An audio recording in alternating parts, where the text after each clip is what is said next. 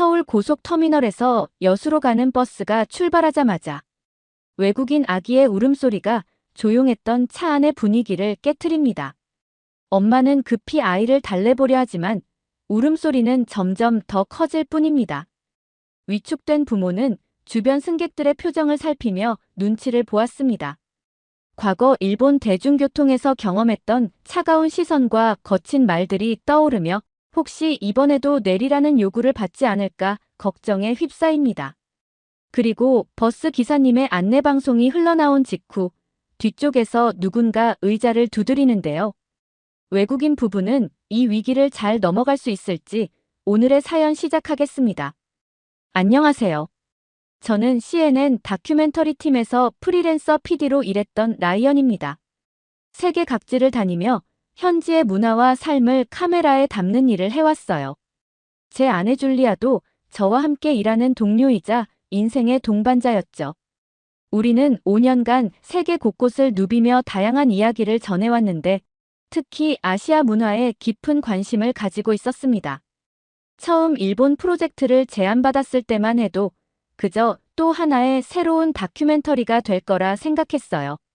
도쿄의 현대적인 모습과 전통이 공존하는 풍경을 카메라에 담으며 줄리아는 임신 7개월의 몸에도 불구하고 열정적으로 일했죠.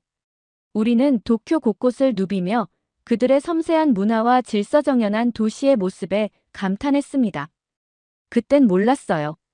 그 완벽해 보이는 질서가 우리에게 또 다른 의미로 다가올 거라는 걸. 일본에서의 6개월은 저희 부부에게 특별한 의미가 있었어요. 그곳에서 우리의 소중한 아들 딜런이 태어났거든요. 도쿄의 한 대학병원에서 딜런이 첫 울음을 터뜨렸을 때의 그 감격은 아직도 생생합니다. 깨끗한 병실, 친절한 의료진, 모든 것이 완벽해 보였죠. 하지만 퇴원 후 시작된 일상은 우리의 기대와는 너무나 달랐어요. 처음에는 이웃집 야마다 씨가 아기용품을 챙겨다 주시는 등 친절을 베풀어 주셨죠. 하지만 밤낮 없이 울어대는 딜런 때문에 이웃들의 태도가 서서히 변하기 시작했습니다. 스미마센. 매일 밤 누군가가 벽을 두드리며 항의했어요.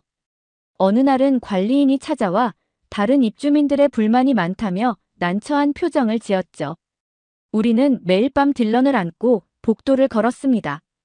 창밖으로 보이는 도쿄의 밤거리는 고요했지만 그 고요함이 오히려 우리를 숨막히게 했어요. 결정적인 순간은 한 달 뒤였습니다. 관리사무소로부터 온 편지 한 통, 거기에는 다른 입주민들의 평화로운 생활을 위해 계약 갱신이 어렵다는 내용이 정중하게 적혀 있었어요. 겉으로는 공손했지만 그 속에 담긴 차가움이 느껴졌죠. 마치 우리가 죄를 지은 것처럼 느껴졌습니다. 지하철에서도, 공원에서도, 레스토랑에서도 아기의 울음소리에 따가운 시선이 느껴질 때마다 우리는 작아질 수밖에 없었어요. 완벽해 보이는 도시의 질서 속에서 갓난아기의 울음소리는 용납될 수 없는 소음이었던 거죠. 그때 우연히 서울의 한 카페에서 일하는 유학생과 온라인으로 대화를 나누게 됐어요. 그는 한국의 가족 문화와 아이들을 대하는 태도가 일본과는 매우 다르다고 이야기해 주었죠. 처음엔 반신반의했지만 점차 한국에 대한 관심이 커졌습니다. 한국은 저에게 새로운 발견의 땅이었어요. 처음 방문했을 때부터 느낀 활기찬 거리의 모습, 밤늦게까지 이어지는 도시의 열기, 그리고 무엇보다 사람들의 따뜻한 미소가 인상적이었거든요. 특히 지하철이나 버스에서 아기를 둔 부모를 배려하는 모습은 일본에서의 경험과는 너무나 달랐습니다. 제가 한국과 처음 인연을 맺은 건 대학 시절이었어요. 영화학과 수업에서 봉준호 감독의 작품을 접한 것이 시작이었죠. 한국 영화의 독특한 서사 구조와 깊이 있는 연출에 큰 인상을 받았네요. 그 후로 한국 문화에 대한 관심이 자연스럽게 커졌고 그 문화를 직접 경험하고 기록하는 위치에 서게 됐습니다.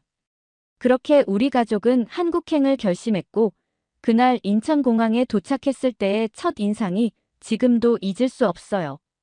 공항 직원들의 친절한 미소, 아기 동반 가족을 위한 세심한 배려, 그리고 픽업을 자청한 한국 친구의 따뜻한 마음이 우리를 반겼죠. 마침내 인천국제공항에 도착했을 때는 이미 늦은 저녁이었어요. 16시간의 긴 비행 끝에 지친 모습이었지만 공항에 발을 딛는 순간부터 뭔가 달랐습니다. 아기 동반 가족을 위한 전용 입국 심사대가 따로 마련되어 있었고 직원들은 친절하게 우리를 안내했죠. 특히 인상적이었던 건 유모차를 가지고 있는 우리를 본 공항 직원의 반응이었어요. 그는 즉시 다가와 짐을 들어주겠다고 자청했고 수화물 찾는 곳까지 직접 안내해 주었습니다. 일본에서의 경험 때문인지 우리는 잠시 어리둥절했죠. 웰컴 투 코리아. 픽업을 나온 한국 친구 민수의 우렁찬 목소리가 울렸어요. 그는 제가 예전에 촬영했던 다큐멘터리의 현지 코디네이터였죠. 우리가 한국행을 결심했다는 소식을 듣고 자청해서 마중을 나왔다고 했습니다. 줄리아는 준비해온 한국어를 조심스레 꺼내들었어요. 감사합니다. 서툰 발음이었지만 직원들의 반응은 뜨거웠습니다. 한국말 정말 잘하시네요. 라며 연신 엄지를 치켜 세웠죠. 그들의 과분한 칭찬에 줄리아의 얼굴이 붉어졌어요. 공항을 빠져나오는 동안 우리는 계속해서 놀라움을 경험했습니다. 수유실은 마치 고급 호텔 같은 시설을 갖추고 있었고 곳곳에 있는 키즈존은 아이들을 위한 세심한 배려가 돋보였죠. 심지어 공항 직원들은 딜런이 울 때마다 다정한 미소로 응답했어요. 민수는 차에 짐을 싣는 동안에도 쉬지 않고 이야기를 들려주었습니다. 여수의 아름다운 풍경, 정이 많은 사람들, 아이 키우기 좋은 환경까지. 그의 설명을 들으며 줄리아와 나는 서로를 바라보았어요. 우리의 불안은 조금씩 희망으로 바뀌어 가고 있었죠. 밤늦은 시간임에도 공항 주변의 커피숍들은 여전히 문을 열고 있었고 거리는 활기가 넘쳤습니다. 한밤중인데도 불이 환하게 켜진 가게들, 여유롭게 거리를 거니는 사람들. 이곳은 분명 우리가 알던 아시아와는 다른 모습이었어요. 민수는 우리를 시내 한복판의 호텔로 안내했습니다. 깔끔하고 모던한 객실에 짐을 풀고 나니 그제서야 긴 여정의 피로가 몰려왔죠. 내일 아침 일찍 터미널로 모시러 올게요. 편히 쉬세요. 민수의 친절한 목소리가 피곤한 우리에게 안도감을 주었어요. 호텔 창문 너머로 서울의 야경이 펼쳐졌습니다.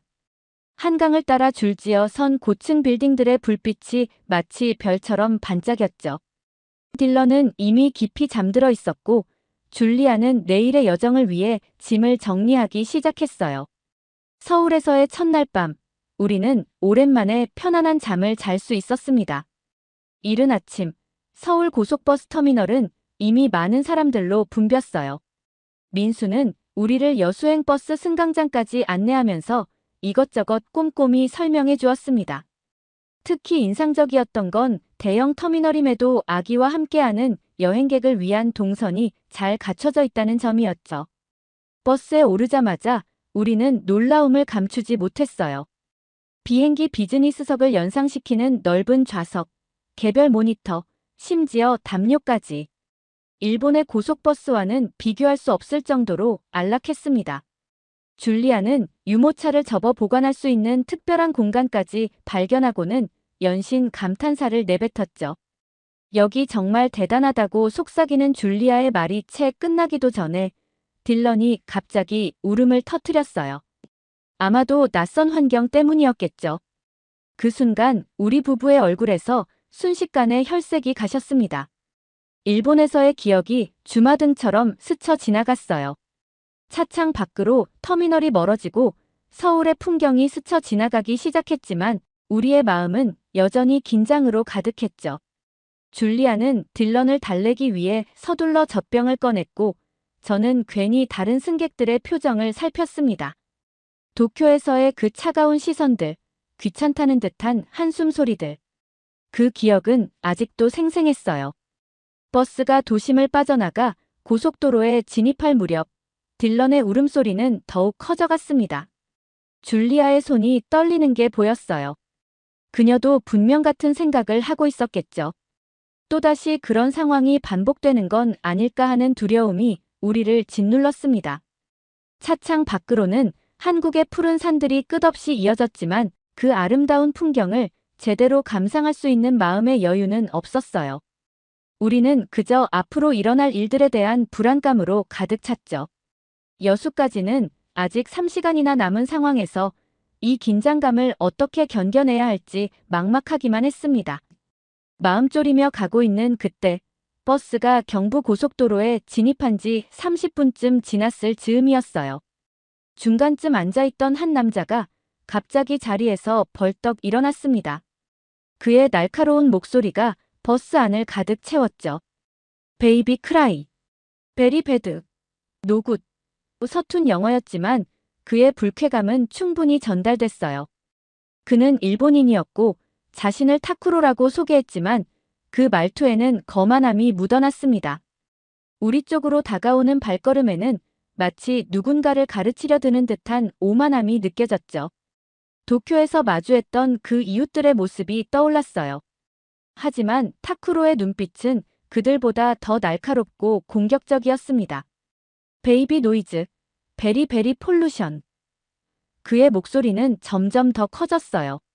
마치 공연장의 주연 배우처럼 버스 통로 한가운데 서서 다른 승객들을 향해 과장된 몸짓으로 고개를 돌리며 동조를 구했죠.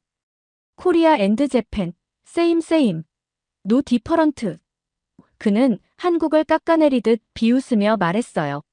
마치 자신이 이 버스의 문화 감시관이라도 된 듯 오만한 태도로 한국도 일본과 같은 아시아 문화권이니.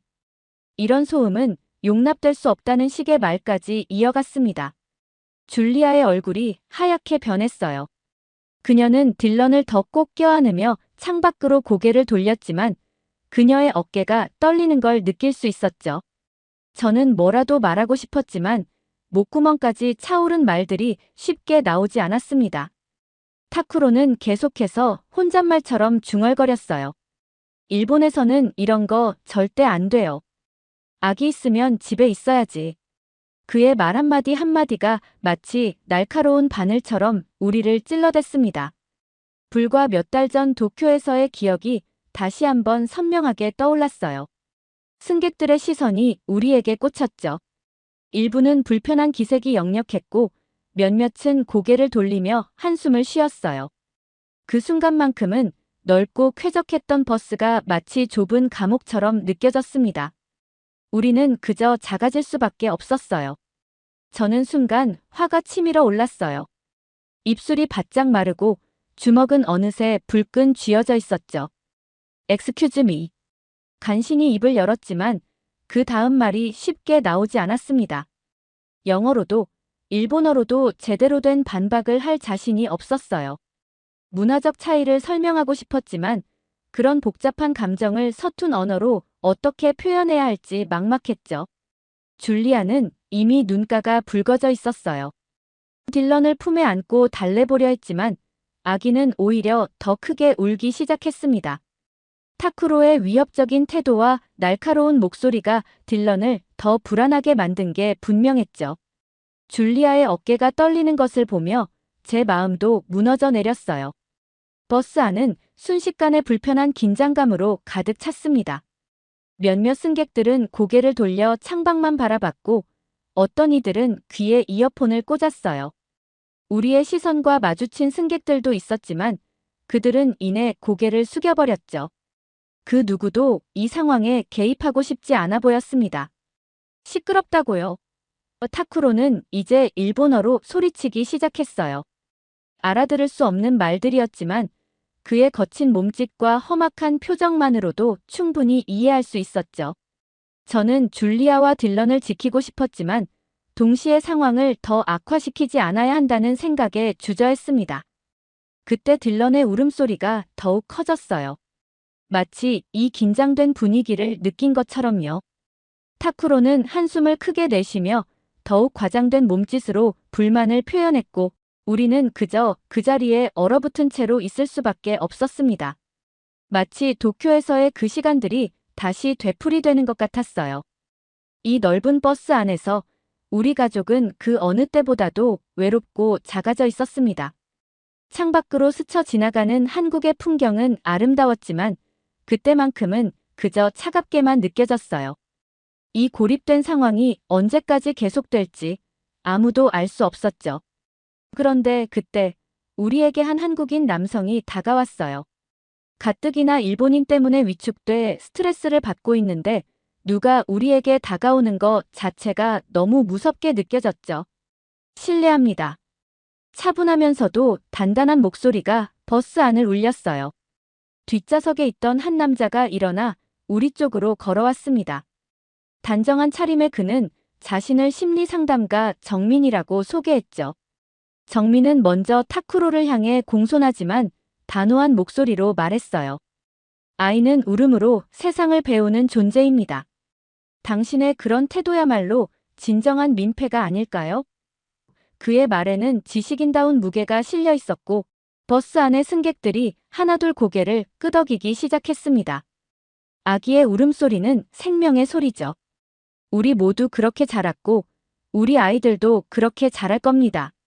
정민의 말은 계속됐어요. 그의 차분한 설명에 타쿠로의 기세가 한풀 꺾이는 게 보였죠. 그리고 정민은 곧바로 우리 쪽으로 와서는 환한 미소를 지으며 말했어요. 제가 아이들을 위한 재미있는 것을 보여드릴게요. 그러더니 버스 창가로 난 햇빛을 이용해 벽에 손가락 그림자를 만들기 시작했습니다. 정민의 손가락은 마치 마법처럼 움직였어요.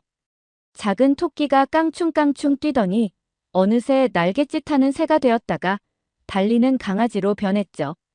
딜런의 눈이 점점 커지기 시작했습니다. 울음을 멈추고 그림자를 빤히 쳐다보더니 이내 까르륵 웃음을 터뜨렸어요. 자, 이제 토끼가 방방 뛰어가네요. 정민의 목소리에 맞춰 그림자 토끼가 벽을 따라 움직였습니다. 딜런의 웃음소리가 더욱 커졌고 버스 안의 긴장도 함께 녹아내렸어요.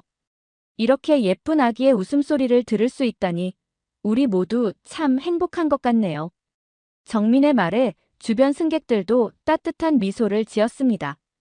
딜런은 이제 완전히 그림자 놀이에 빠져 있었고 줄리아의 눈에는 안도의 눈물이 맺혔어요. 정민은 마치 오래된 친구처럼 자연스럽게 우리 옆자리에 앉았죠. 그의 따뜻한 존재감이 우리 가족을 지켜주는 것만 같았어요. 창밖으로 비치는 햇살은 이제 더 이상 차갑지 않았습니다. 죄송합니다. 말씀하신 대로 다시 작성해드리겠습니다. 딜런의 웃음소리가 버스 안을 가득 채웠습니다. 그동안 침묵하던 승객들의 표정이 바뀌었고 작은 웅성거림이 일어났어요. 앞자리에 앉아 계시던 할머니는 타쿠로를 향해 단호한 목소리로 말씀하셨죠. 할머니의 지적에 승객들의 작은 웃음이 터져 나왔습니다. 중년의 신사분도 자리에서 일어나 한국은 아이들의 소리를 환영하는 나라라는 점을 강조하셨어요. 승객들의 동의가 이어졌고 정민의 그림자 놀이는 계속되었죠. 주변 승객들의 참여도 자연스럽게 이어졌습니다. 누군가는 휴대폰 플래시를 비춰주었고 또 다른 분은 토끼 인형을 건네주었어요. 타쿠로의 얼굴은 점점 붉어져 갔습니다. 더 이상 버티지 못한 그의 모습이 역력했어요. 결국 그는 자신의 짐을 챙겨 버스 맨 뒷자리로 자리를 옮겼죠. 그가 지나갈 때 승객들의 따가운 시선이 그를 향했습니다. 누군가 작게 혀를 차는 소리도 들려왔어요. 정민의 재치 있는 손놀림이 멈추자 버스 안에 자연스러운 박수 소리가 울려 퍼졌죠. 그 소리에 타쿠로는 더욱 작아져 좌석 깊숙이 몸을 숨겼습니다. 정민은 아이들의 울음소리는 축복이라는 말을 덧붙였어요. 그 순간 딜런의 해맑은 웃음소리가 다시 한번 버스 안을 채웠죠. 여수에 도착했을 때는 이미 늦은 오후였습니다. 하늘에서 내려다본 여수의 전경이 눈앞에 펼쳐졌어요. 반짝이는 바다와 그 위로 놓인 거대한 다리, 그리고 항구를 둘러싼 작은 섬들이 한 폭의 그림처럼 우리를 맞이했죠. 정민의 아내 수진과 5살 된 딸 하은이가 터미널에서 우리를 기다리고 있었습니다. 하은이는 딜런을 보자마자 동생이라고 부르며 달려왔어요. 수진은 직접 만든 김밥을 건네며 우리를 반겼죠. 정민은 우리를 해안가의 작은 게스트하우스로 안내했습니다. 방에서 보이는 오동도의 풍경에 줄리아의 눈시울이 붉어졌어요. 특히 아기 침대까지 미리 준비해둔 세심한 배려에 그녀는 깊은 감동을 느꼈죠. 저녁 식사 자리에서 정민은 여수에서의 삶을 이야기했습니다.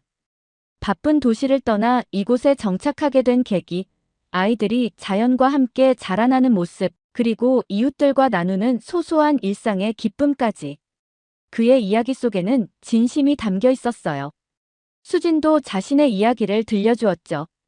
서울에서 직장 생활을 하다가 여수로 내려와 카페를 운영하게 된 하은이가 태어난 후 달라진 삶의 가치관에 대해 이야기했습니다. 그녀의 눈빛에서 행복이 묻어났어요. 밤이 깊어갈수록 대화는 더욱 깊어졌죠. 정민 부부는 여수에서의 육아가 얼마나 특별한지 설명했습니다. 아이들이 바다를 보며 자라고 신선한 해산물로 건강하게 크며 무엇보다 이웃들의 따뜻한 관심 속에서 성장하는 모습에 대해 이야기했어요. 창밖으로는 여수 밤바다의 불빛이 반짝였습니다.